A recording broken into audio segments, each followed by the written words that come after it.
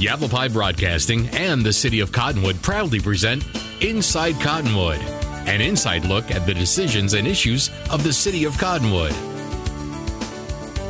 Brought to you by Arizona Smile Designers.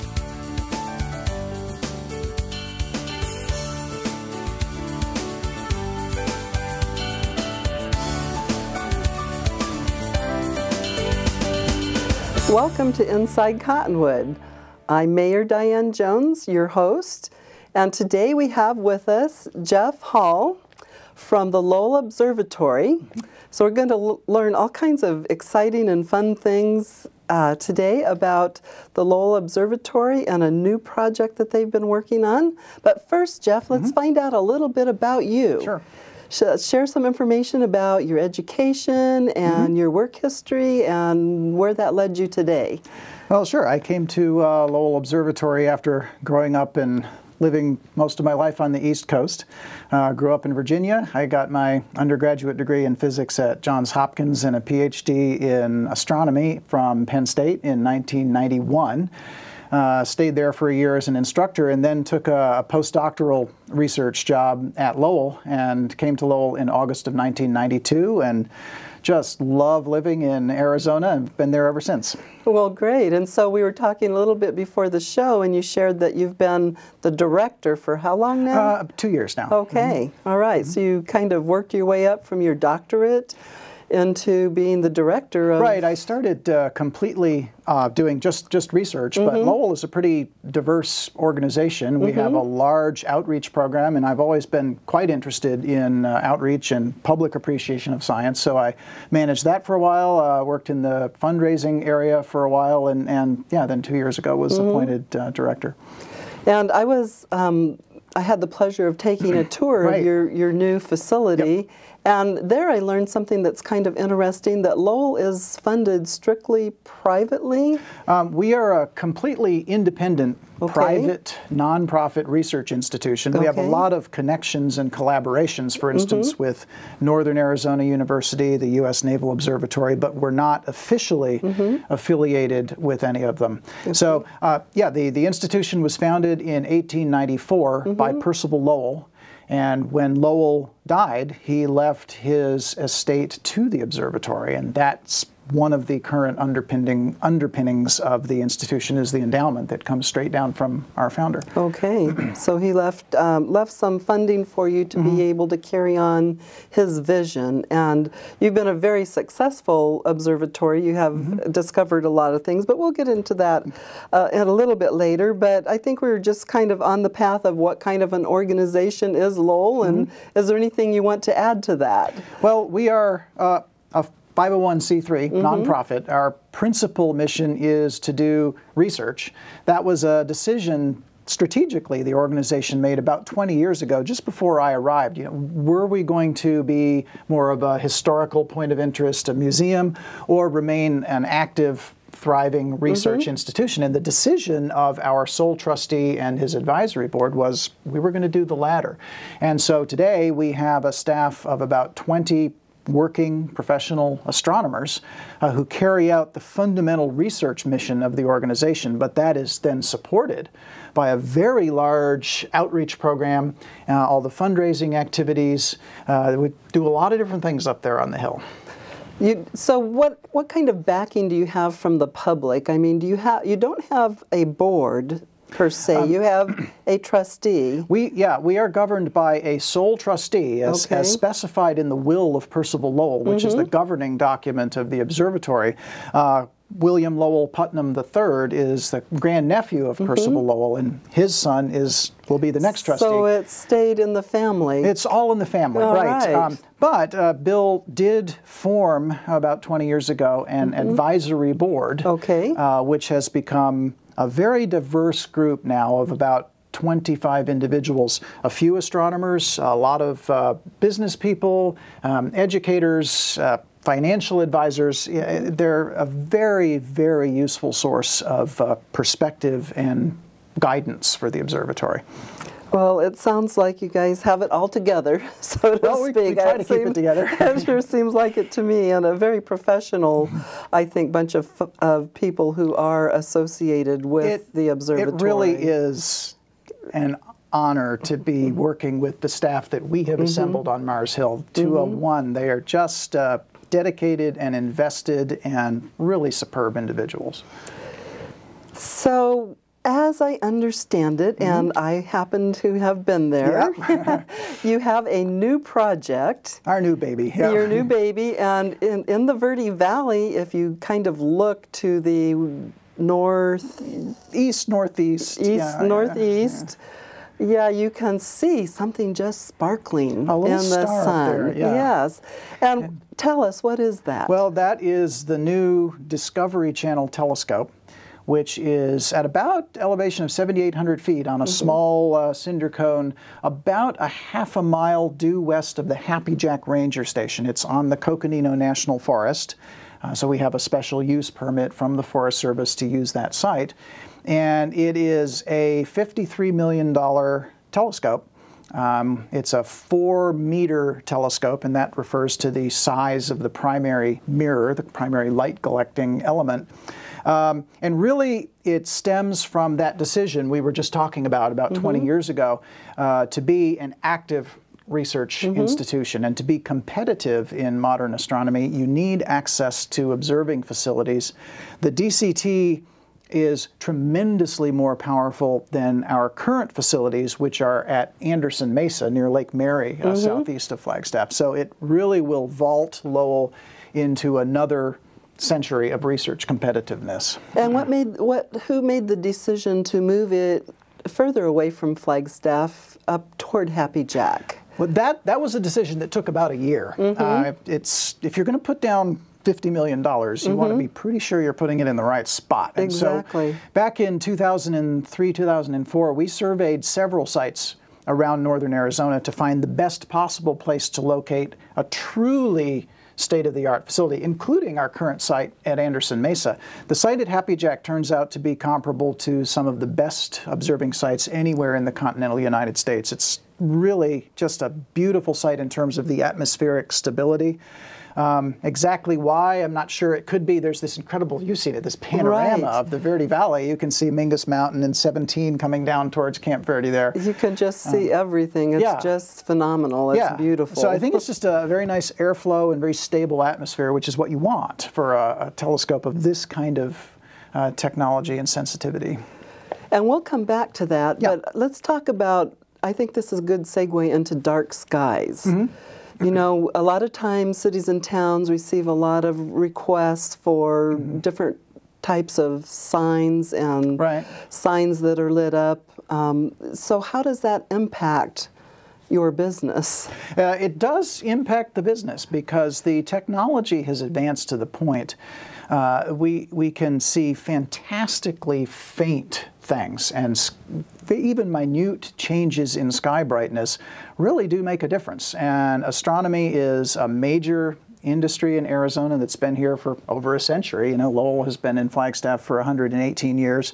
The number of astronomical applications going on around the state is huge. Arizona is a world leader in this regard. And so there have been several decades of working with local communities to develop sensible lighting ordinances that light the ground where light is needed for people to function safely in the evening, but not to project upwards into the sky where it doesn't do any good and not only degrades the sky for research applications, but just for everybody's enjoyment of the stars that are so bright and clear here in Arizona.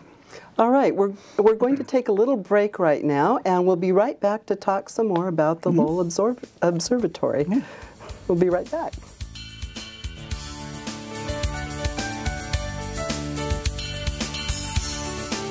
Meet the team at Arizona Smile Designers, offering complete, comprehensive, restorative, and aesthetic dentistry. Dr. Vergara and Dr. Lord specialize in dental health, implants, and cosmetic dental procedures.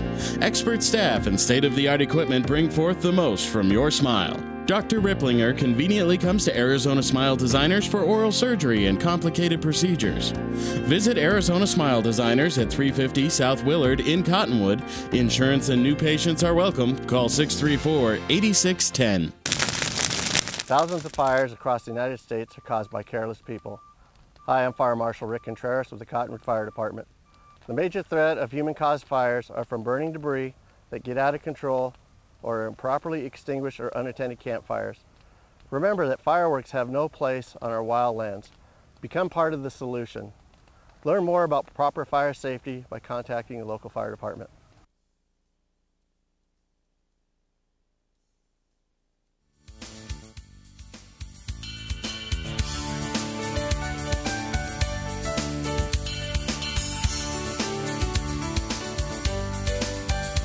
Welcome back to Inside Cottonwood. I'm Mayor Diane Jones, your host, and we have with us, as you know, Jeff Hall from the Lowell Observatory. We were just talking about dark skies, and I wanted to kind of follow up with that topic.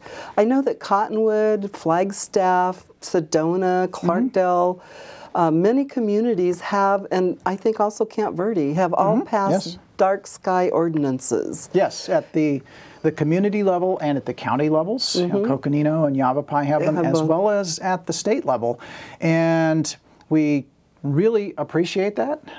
You can see the difference it makes when you look down across Flagstaff from Mars Hill, or at the distant lights in the Verde Valley from the Happy Jack site of the DCT. It really does make a difference, and it's quite important and helpful to us. Absolutely. So let's talk about the economic impact of Lowell Observatory on the state's economy and the local economy, because you were sharing a little bit of that information with us on the tour. And I think, you know, if people do want really bright signs, if they understood the impact and even the economic impact, you know, they might understand a little bit more why it's important. Yeah, I mean, astronomy is in place all around Arizona. There's about $1.2 billion in assets invested in the state. There are a number of projects we're right on the edge of that are about $300 million more. And something like $250 million a year in annual revenue as a result of all the activities around the state, both research as well as civil services. You know, the United States Naval Observatory operates a facility, or owns a facility that we at Lowell operate near Flagstaff, which does star catalogs, and those are used to help position the GPS satellite fleet and provide essential civil services and rely very critically on dark skies. We commissioned a study from Northern Arizona University that estimates over its lifetime the Discovery Channel telescope will bring about $600 million into the northern Arizona region, both direct revenue in constructing the facility wherever we could. We tried to buy local. Local contractors built it. A contracting firm out of Kingman put the mount together. I think they had a great time because it was such an interesting kind of facility. And then for the next several decades, we have, at this point, 3 partner institutions who have bought in for access to the telescope. Boston University, the University of Maryland, and the University of Toledo. So for decades, their faculty will be coming here, bringing students here. And these are the best and brightest who are looking for places to carry out their careers. And these kinds of facilities bring them to northern Arizona and to the state. So and Arizona is known for this kind of activity, and so it's really world renowned for this kind of activity.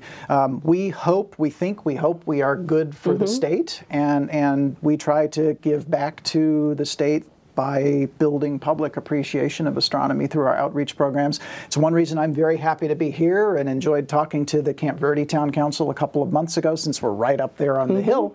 We just want to say hi and hope that we have several decades of a good partnership going on beginning here. All right, so let's talk a little bit about the Discovery Channel telescope. Now, a lot of folks probably think that It's all about the Discovery Channel, Right. but it's kind of a partnership. Do you want to explain that a little bit? It's Lowell's telescope, not Discovery's. We've been talking about a huge telescope for almost as long as I've been at Lowell, and it was originally called NGLT, the Next Generation Lowell Telescope. Okay. But we were talking about our advisory board in the last segment.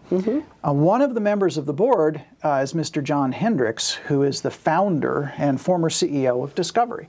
And he proposed about 10 years ago that this telescope become DCT, that Discovery would contribute $10 million in initial capital in return for naming rights and the ability, first rights to use the data from the telescope in their programming. They don't want observing time, they don't want to dictate what kinds of things we do. They want to use what we do in their educational programming. So it's just a perfect synergy, given that our founder, Percival Lowell, was a tremendous popularizer. He was very passionate about explaining what astronomers did to the public, and we will continue that. Just as one example, we've been discussing a number of things we might do once the telescope is operational. Live weekly webcasts from Lowell through Discovery, using their conduits to more than half the schools, the secondary schools in the United States. I mean, think about it. Lowell astronomers could really become the friendly faces of science to millions of kids. It's just a tremendous opportunity that we're very excited about. Oh, I think that sounds so exciting because kids, I mean, what kid doesn't like astronomy? Every kid seems to be interested in the stars. It's amazing. I know my son was just totally engrossed in it. Anytime I go over for the evening public programs at Lowell, and you can sit down, and particularly if there's some 12-year-old and comes in and sits down next to you and has a billion questions about black holes, and if we finally didn't just have to close, you'd still be there answering questions. Exactly. I mean, the discoveries that they're making, in physics and about the black holes and just different galaxies. Do you want to share a little bit of information about those kinds of studies and where you're at with those exciting kinds of things? Well, it's one reason that even the tiny little changes in sky brightness make such a difference, because the technology has advanced to the point that it's almost limitless what we can do. We are now at the stage where we are capable of detecting Earth-sized planets around other stars. So this age-old question, are there other Earths? Is there life elsewhere in the universe? We can start to address that. The Discovery Channel telescope, what a lot of people often will ask me is how far can you see? And a better question to ask of a telescope is how faint can you see with that telescope? And this is so much larger. You can see incredibly faint objects, even faint objects in our solar system. Characterization of asteroids that cross Earth's orbit. That has a very practical effect. There are faint objects in the outer solar system that we're only just beginning to understand. And even though they're right on our celestial doorstep, they're really hard to observe because they are so small and faint. So there's just a tremendous amount of things we can do. And with a new telescope with an operational lifetime of 50 years, absolutely. The sky is the limit, to use a terrible pun. Read an article about two solar systems maybe crashing together in billions of years from now. That was probably the article about the Milky Way and the Andromeda Galaxy. Yes. Will probably collide in about 4 billion years, so I'm not holding my breath on that one. You're not too worried yet. No. But it's just like I said, the amount of information is just, doubling and quadrupling. Right. And that's, and you want to have, particularly for a society like ours, where scientific literacy and technical ability is going to be so important for the next generation in order to be competitive, we want to get good information out there as the amount of it just keeps growing and growing. And so our ability to get reputable straightforward, accurate science out to the public through discovery is just, it's tremendous. And did we talk about why you, I guess we kind of covered why you located it near Happy Jack. Right, it's just an excellent observing site with very dark skies and very stable atmosphere. Not much twinkle. Basically, you know, twinkle, twinkle, little star. Astronomers hate twinkle. The less the better, and that's just, it's a very stable site. Great, well let's take another break. Okay. This is Inside Cottonwood, and we'll be right back.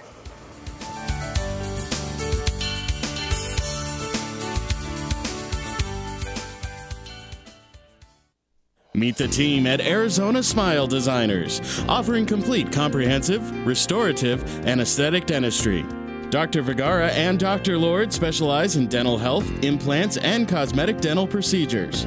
Expert staff and state-of-the-art equipment bring forth the most from your smile. Dr. Ripplinger conveniently comes to Arizona Smile Designers for oral surgery and complicated procedures. Visit Arizona Smile Designers at 350 South Willard in Cottonwood.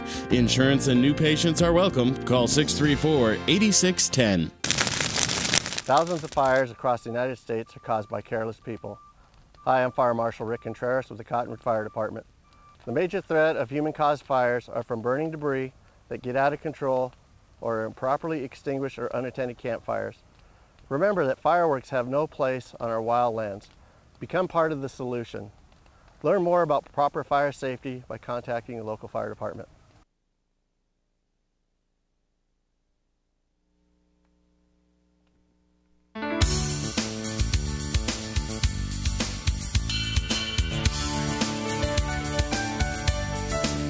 Welcome back to Inside Cottonwood. I'm Mayor Diane Jones, your host, and with us today is Jeff Hall from Lowell Observatory. Yep.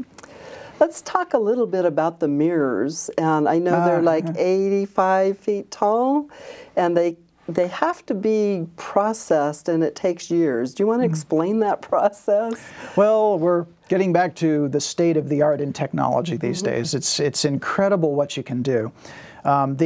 The dome for the Discovery Channel telescope is around 7 stories tall.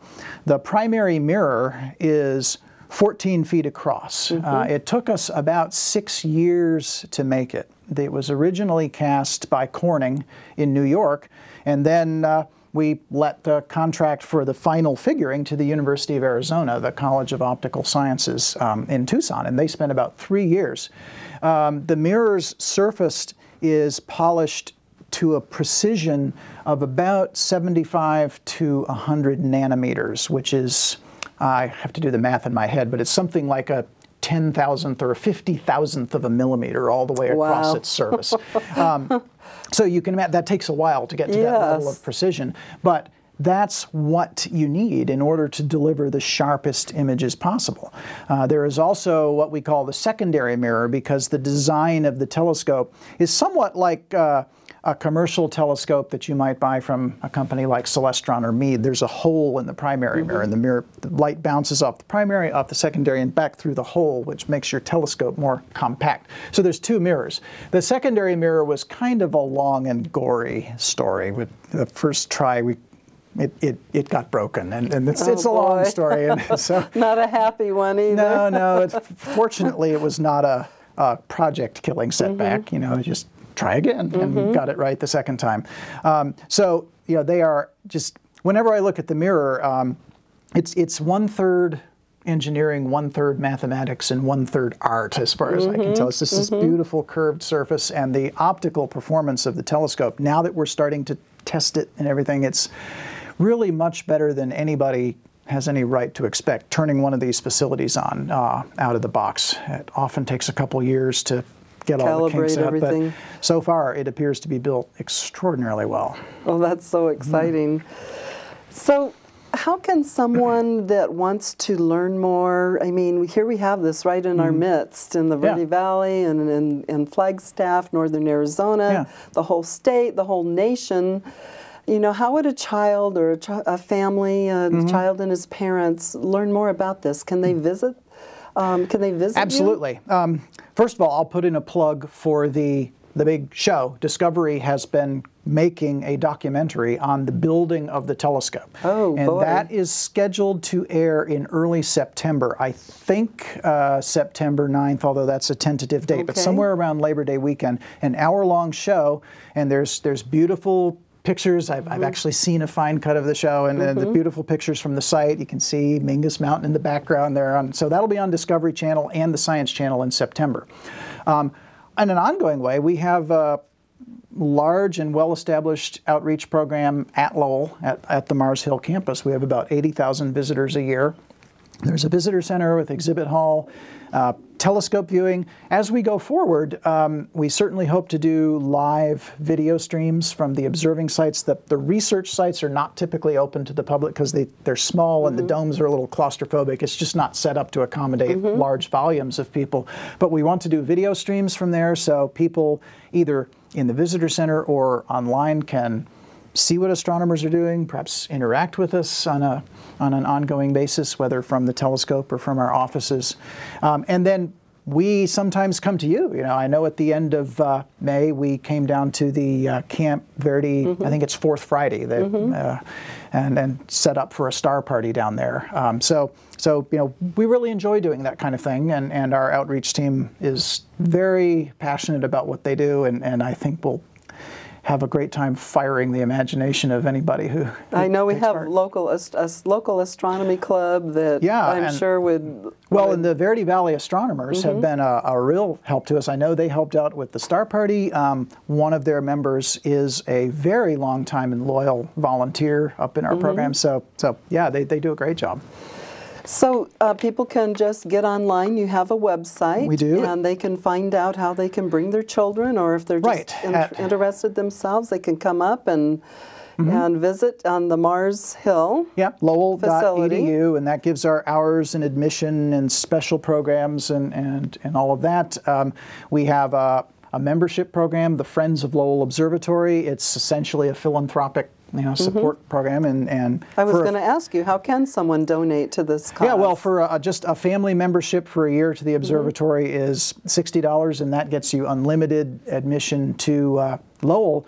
But we also have a reciprocal admission program that lets you get into about 300 other science centers around the country. So wherever you go on vacation, if there's a participating science center, you just show your Lowell membership, and that practically makes up the cost of it right there. So that's a very good thing we can offer to our members. And we have about, I don't know, it must be 2,400 or 2,500 members now. Okay.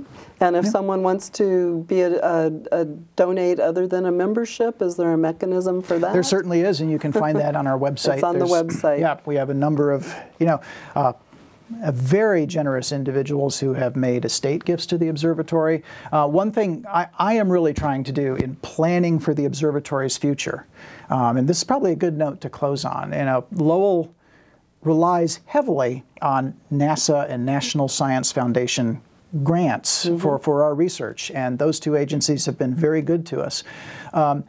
As federal budgets get tighter, there is increasing competition for those dollars. And I think going forward, we are increasingly going to see basic research, like we do at Lowell, carried out really as a partnership with the public. And we want to return the knowledge that we gain to the public. It has value as pure knowledge. It has real practical benefits. Some of it you might not see at the time you're doing the research, but real practical advances come out of the pursuit of pure knowledge. I think that's going to increasingly involve private sector support, and so the inroads we're beginning to make in building a membership program, getting our message out there via Discovery, and inviting people up to Lowell to take part in what we do. It's the right way to go for science, and we hope to do that for many decades in Flagstaff and here in the Verde Valley as well. Well, it's very exciting to learn more about the Lowell Observatory and the Discovery Channel telescope. And I know that you're renowned for much work that has already been accomplished. I mean, you discovered Pluto. Our Flagstaff. Yep. Our favorite planet, right? Yes, there's still the discussion. And the first evidence of the expansion of the universe. One of the fundamental observations of the 20th century was done right up there in Flagstaff. So Yep, come a up and lot see of us and- exciting things, and I think that there will be a lot of exciting things to come. Oh, there will be. Just keep watching, and thank you very much for having me. You're here. welcome. I'm glad you could be here with us today. And for the public, I would say please be waiting in September. Oh, yeah? And on the Discovery Channel, you'll be able to see a lot of new exciting things at the Discovery Channel telescope and Lowell Observatory. So thank you very much. Thank you as well.